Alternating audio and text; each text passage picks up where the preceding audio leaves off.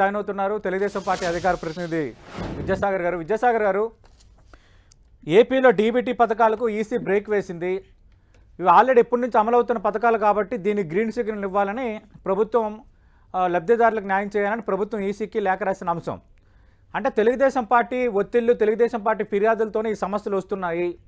అటు పెన్షన్లకు సంబంధించి ఆ విధంగా వ్యవహరిస్తే ఈ పథకాలకు సంబంధించి కూడా మళ్ళీ ఈ విధంగా వ్యవహరిస్తున్నారు. అంటే రాజకీయానికి లబ్ధిదారులను బలి చేస్తున్నారు. ఇది వైఎస్ఆర్ కాంగ్రెస్ పార్టీ చేస్తున్న ఆరోపణ. మీ సమాధానం ఏంటి సార్? Good morning sir. అట్లాగే రవిచంద్ర రెడ్డి గారికి కూడా నమస్కారం. గుడ్ మార్నింగ్ అండి. వైసీపీ ఆడలేక మద్దలు తరువు అంటే ఇదే అనుకుంటా. ఎందుకంటే వాళ్ళ ప్రెస్టేషన్ చూస్తుంటే మోడీ గారు అంటారు, పురంధేశ్వరి గారు అంటారు, పవన్ కళ్యాణ్ గారు అంటారు, చంద్రబాబు నాయుడు గారు అంటారు, పేపర్ అడ్వర్టైజ్మెంట్ అంటారు, మేనిఫెస్టో అంటారు. అసలు అక్కర్లేని సమాచారము అనవసరంగా మాట్లాడడం అంటే ఇదే అనుకుంటా. వాళ్ళు ప్రజలు మీతో ఉన్నారా లేదా అన్నది చూసుకోకుండా మీరు ఇది కాదు కదా, మీరు అది కాదు కదా, మీరు ఇది చేయలేదు కదా, ఈ ఫోటోల మీద గొడవ ఎందుకు, మేనిఫెస్టో మీద గొడవ ఎందుకు, అసలు మీ ప్రజల్లో మీ స్థానం ఎక్కడ ఉంది, ఏం చేస్తున్నారన్న దాని మీద మాట్లాడుకోకుండా ఈ అనవసరమైనటువంటి కూటమి ఇది వ్యవహారము ఇదంతా కూడా అది మా పార్టీకి సంబంధించిన వ్యవహారము, పవన్ కళ్యాణ్ గారికి సంబంధించిన వ్యవహారము, బీజేపీకి సంబంధించిన వ్యవహారము. ఇది వీళ్ళకేం సంబంధం దాంతో? వీళ్ళు ఎందుకు భుజాలు తడుముకుంటున్నారు ఆ విషయంతో? వీళ్ళకి ఏం సంబంధం? ప్రధానమంత్రి మోడీ గారు ఒక ప్రైవేట్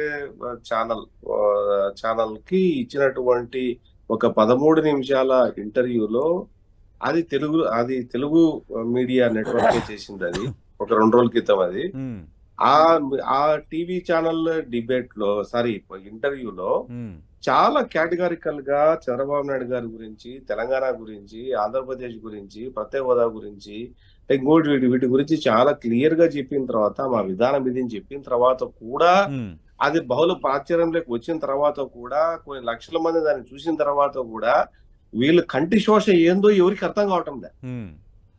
ఎందుకు వీళ్ళు ఈ రకంగా మాట్లాడుతున్నారు, ఎందుకు ఈ రకంగా ఇబ్బంది పడిపోతున్నారు అంటే ఒకటి కారణం ఏంటంటే వీళ్ళు కనీ విని ఎరుగని ఓటమి చూడబోతున్నారు. ఆ విషయం తెలుగుదేశం వాళ్ళు వేరే వాళ్ళు ఎవరైనా చెప్పారనుకోండి, మేము ఓడిపోతామా, మాకు అంత ఉంది, మాకు ఇంత ఉంది, మీకు ఎంత ఉందో మీరు ఓడిపోబోతున్నారు అంతే. కూటమికి ఓటమి తప్పదని కొద్దిసేపటి కిందటే రవిచంద్ర రెడ్డి గారు చేసిన కామెంట్ అదే ఈ రకంగా చెప్పుకోవటమే తప్ప, కానీ ప్రజలు ఏం కోరుకుంటున్నారు, ప్రజల మనసులో ఏముంది, ప్రజలు కూటమి బలంగా ఉందా లేదా, కూటమి పోయి ప్రజలు చూస్తున్నారా లేదా అనేది పక్కన పెట్టేస్తే, వీళ్ళు పక్కన పెట్టేసి వీళ్ళు ఆల్రెడీ గెలిచిపోయినట్టుగా, వీళ్ళేదో ఆల్రెడీ గెలిచినట్టుగా లేకపోతే గెలవబోతున్నట్టుగా కంటున్న కళలు ఏవైతున్నాయో అవి కళలు అయిపోతాయి అని చెప్పేసి వీళ్ళకి అర్థం కావటం లే. ఓకే, వీళ్ళు నేను చెప్పి ఘోరాతి ఘోరమైన ఓటమి వైసీపీ పార్టీ చూడబోతోంది రాష్ట్రంలో. చాలా ఘోరాతి ఘోరమైనటువంటి ఓటమి, మామూలు ఓటమి కూడా కాదు ఇది. వీళ్ళ అహంభావాన్ని దెబ్బకొట్టే రీతిలో, వీళ్ళ తలతిక్క సమాచారాన్ని దెబ్బకొట్టే రీతిలో, వీళ్ళ కళ్ళు బైర్లు కమ్మే రీతిలో, వీళ్ళు ఊహించిన రీతిలో ప్రజలు ఆంధ్రప్రదేశ్ తీర్పు ఇవ్వబోతున్నారు. కనీసం వీళ్లకు అంటే చెప్పాలంటే ఒక నెల్లూరు నుంచి శ్రీకాకుళం వరకు not even 13 seats, not even 13 సీట్లు వచ్చే పరిస్థితి లేదు నెల్లూరు నుంచి శ్రీకాకుళం వరకు. అంత ఘోరాతి ఘోరమైన బలంగా ఉన్నామని వాళ్ళు చెప్తున్నారు. ఇంకా ఎందుకు వారం రోజులే ఉంది, కరెక్ట్ 78 డేస్ ఉంది. AP people will decide. Vidyasagar గారు, ఇక్కడ ఇదంతా ఒక ఎత్తు అయితే, ఇక్కడ డీబీటీ పథకాలు అంటే ప్రస్తుతం అమలవుతున్న కొన్ని పథకాలకు సంబంధించి ఈసీ బ్రేక్ వేసింది. అనుమతి ఇవ్వాలని ప్రభుత్వం కోరుతుంది. అంటే టీడీపీ ఫిర్యాదుల ఒత్తిళ్ల కారణంగానే ఇలా జరుగుతుంది అన్నది వైసీపీ చేస్తున్న ప్రధాన ఆరోపణ. ఫైనల్గా మీ రాజకీయంలో లబ్ధిదారులు బలైపోవాలా, లబ్ధిదారులు కొన్ని పథకాల కింద రావాల్సిన మొత్తం ఆగిపోవాలా?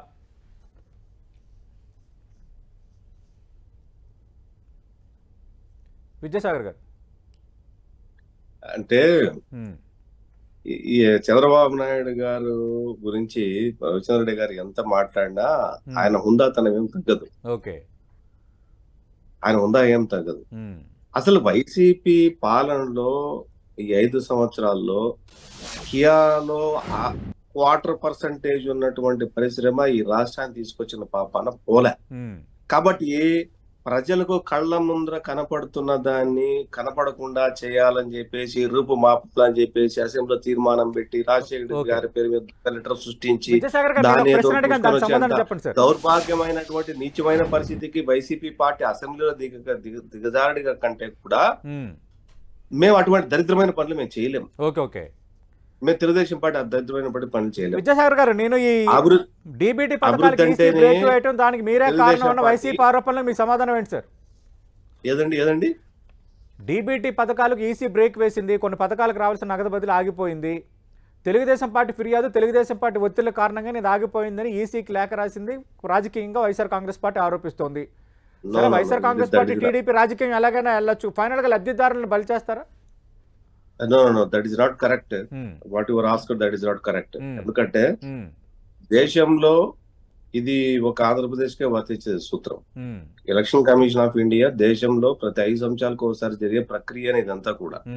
అంటే ఎలక్షన్స్ ని ఇంపాక్ట్ చేయకూడదు, ఓటర్ ఇంపాక్ట్ చేయకూడదు అనే ఉద్దేశంతో కొన్ని పథకాల మీద ఎలక్షన్ కమిషన్ ఆఫ్ ఇండియా ఒక ఆంధ్రప్రదేశ్ లోనే కాదు మొత్తం దేశంలో వాళ్ళకు ఉన్నటువంటి దీన్ని బట్టి వాటిని ఖచ్చితంగా స్టాప్ చేసే అవకాశం ఉంది. లాస్ట్ మనం తెలంగాణలో కూడా చూసాం, లాస్ట్ 6 months బ్యాకే చూసాం. కొన్ని పథకాలు లాస్ట్ మినిట్ లో ఆఫ్ చేశారు. దాని మీద కాంగ్రెస్ పార్టీ బీఆర్ఎస్ పార్టీ గగ్గోలు పెట్టేసి ఇదంతా కాంగ్రెస్ పార్టీ చేసింది అని చెప్పేసి ప్రచారం చేసుకున్నారు. దాని మీద అడ్వర్టైజ్మెంట్లు కూడా తయారు చేసుకున్నారు. కానీ ఏమైంది, కాంగ్రెస్ పార్టీనే అధికారంలోకి వచ్చింది. వీళ్ళెంత గగ్గోలు పెట్టినా ఏది కాదు, చచ్చేది కాదు. ప్రజలు ఆల్రెడీ డిసైడ్ అయ్యారు. డిసైడ్ అయినటువంటి వాటి మీద మళ్ళీ ప్రత్యేకమైన డిస్కషన్ అవసరమే లేదు. 6 సూపర్ 6 పథకాలు, చంద్రబాబు నాయుడు ఫోటో, లేకపోతే మోడీ గారు, పవన్ కళ్యాణ్ గారు, చంద్రబాబు నాయుడు గారు కలిసి ఉన్న ఫోటో, ఈ ఫోటోల మీద ప్రజలకు అభ్యంతరం వైసీపీ పార్టీకి ఎందుకు వచ్చిందో నాకు అర్థం కావడం లేదు. అంటే ఈ ఫోటోల గురించి ఇంత తక్కువ స్థాయిలో ఆలోచిస్తారని చెప్పి వైసీపీ పార్టీ అనుకోవట్లేదు. కానీ ఈ రోజు నేను ఈ రకంగా మాట్లాడుతుంటే నాకు ఆశ్చర్యకరంగా ఉంది. ఫోటోల గురించి కూడా మాట్లాడుకునే పరిస్థితి వీళ్ళది.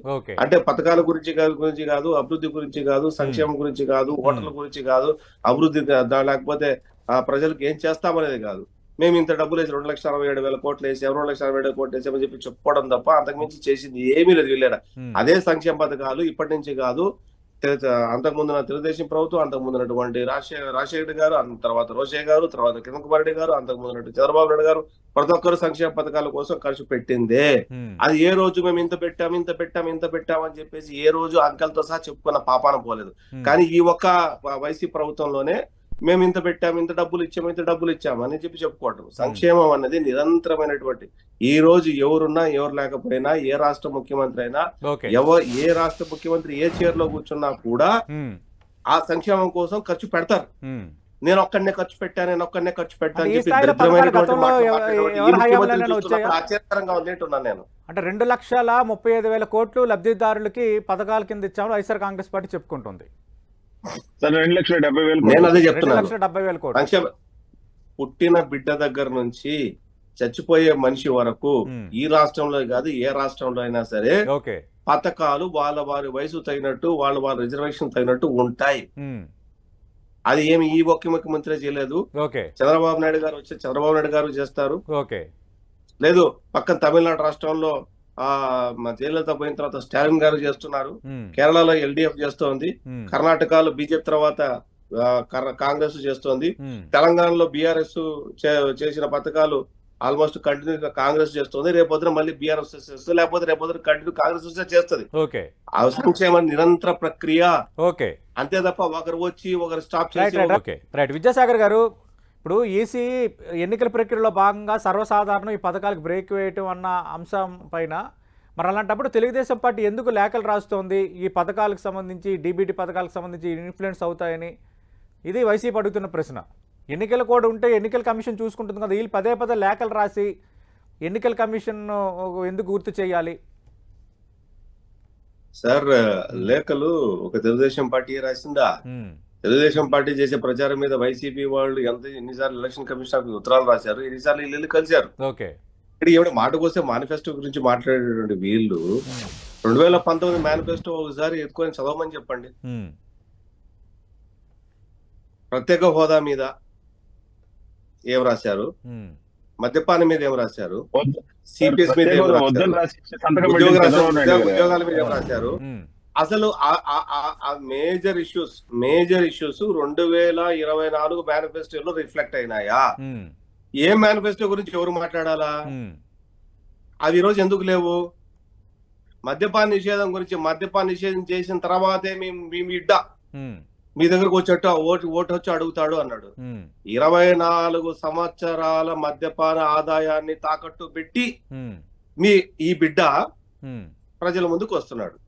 సిపిఎస్ విధానంలో నేను రద్దు చేస్తా అని చెప్పిన ఒక వారంలో చేస్తానమ్మ పెద్ద మనిషి. ఈ రోజు ఎన్ని వారాలు అయినాయో, ఎందుకు మళ్ళీ ఈ బిడ్డ ప్రజల ముందుకు వస్తున్నాడో అడగాల. మెడలో వంచి ప్రత్యేక హోదా తీసుకొని వస్తాను అని చెప్పిన ఈ బిడ్డ ఏ మొహం పెట్టుకొని ప్రజల ముందుకు వచ్చాడో వాళ్ళ పార్టీ వాళ్ళు చెప్పాలి.